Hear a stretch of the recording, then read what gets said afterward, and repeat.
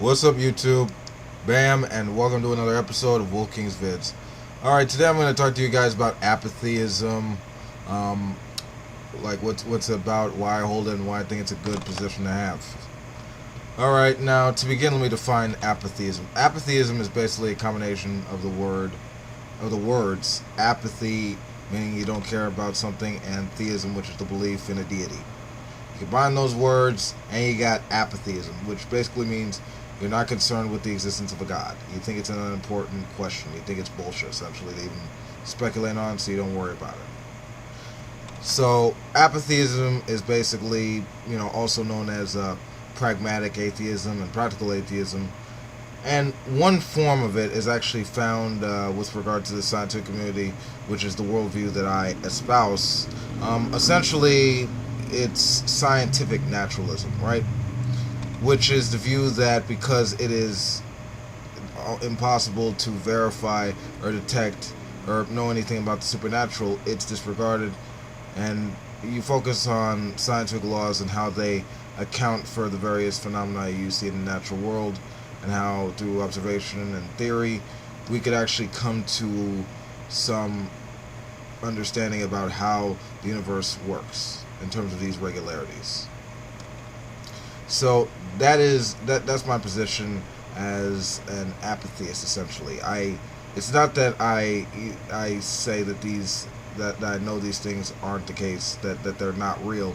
It's because that there's no way to verify them, that they're just disregarded in terms of scientific explanations that actually can be accounted for with reason and evidence.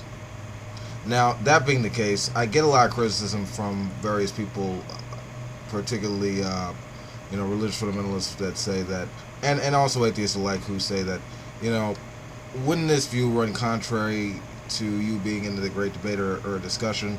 And if that's the case, why do you get in discussions with religious people? It's not so much that I don't care enough to have a discussion about it. I mean, it obviously impacts the world in some way or another. This is just my epistemological stance on issues, basically. Okay? It's basically substantiated with my sensory experience and the validity of induction. That even metaphysical supernaturalists will assume a practical necessity when talking about knowledge about the physical universe that we inhabit. Whether we're talking about like weather, biology, friggin' the environment, whatever. As long as these things can be explained scientifically, those things are valid to have in one's epistemology. So, there you go.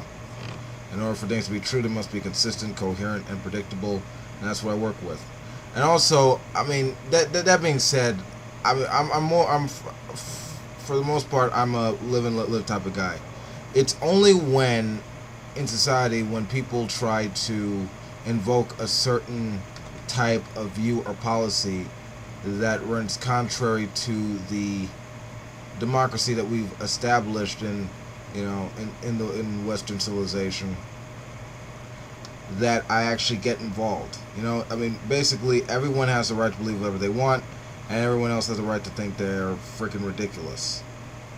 And if they're being pushed in the public sphere, whether it's opposition towards stem cell research, or gays or non-religious people serving in the military,